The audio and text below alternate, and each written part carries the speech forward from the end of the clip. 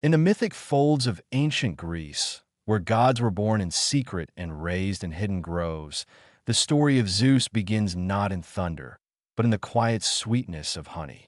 His infancy, marked by peril and prophecy, was cradled in the arms of divine protectors. Fearing his father Cronus, who devoured his offspring to prevent their rise, the infant Zeus was spirited away to the island of Crete.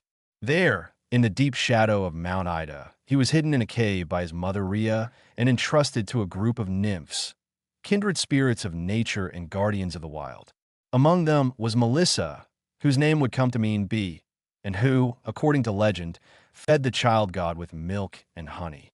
It was honey that sustained him, that strengthened his divine body and prepared him for the destiny that awaited, to rise, overthrow tyranny, and bring order to Olympus. This story is more than myth. It speaks to something primal and enduring in human culture. The instinct to protect and nourish our young with the finest and most natural gifts the earth can offer. To the Greeks, honey was no ordinary food. It was a sacred substance associated with the gods, the wild, and the mystical power of nature.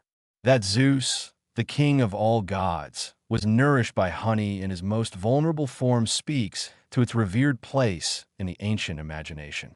It was the food of beginnings, of growth, transformation, and divinity. And what Melissa gave to Zeus, mothers across generations and continents have given to their children in real life. Honey, as modern science now affirms, is not just a sweet treat. It is energy dense, filled with natural sugars like glucose and fructose that provide immediate and sustained fuel for growing bodies. For children, whose energy needs fluctuate with growth spurts, constant play, and the demands of learning, honey offers a wholesome and easily digestible source of vitality.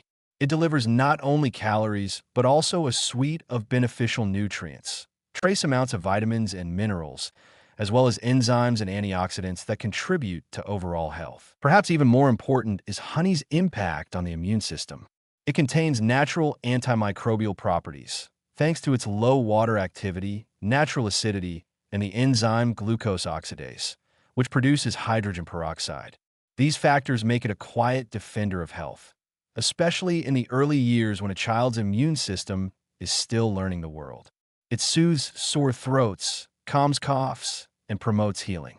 In many traditional cultures, a spoonful of honey is one of the first remedies offered to a child feeling under the weather, a ritual passed down not through textbooks, but through the loving hands of generations. Of course, we now know that honey should not be given to infants under 1 year old due to the rare risk of infant botulism.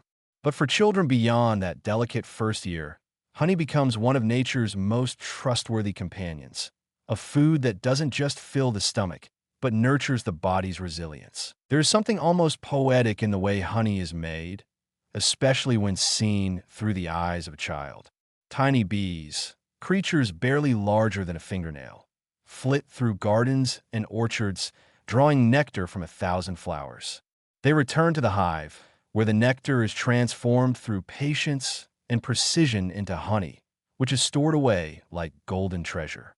It's a process that reflects care, cooperation, and continuity, the very values we hope to pass to our children.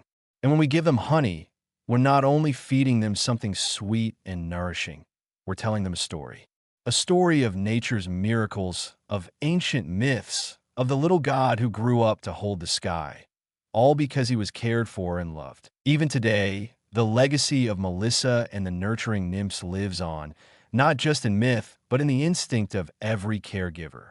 We may not hide our children in caves or feed them under divine stars, but we do look for what is good, what is whole, what can strengthen their bodies and warm their spirits. Honey, with its golden simplicity, continues to answer that call. It remains a symbol of care, of wisdom, and of the enduring sweetness that connects us to the very beginnings of life, divine or otherwise. And so, when we dip a spoon into a jar of honey, when we drizzle it over toast or stir it into warm milk for a child, we are echoing the gestures of myth. We are, in our own quiet way, part of that timeless story, the one where love, protection, and the gifts of nature come together to help the smallest among us grow strong, just as they did for Zeus himself, with the help of a nymph and a touch of honey.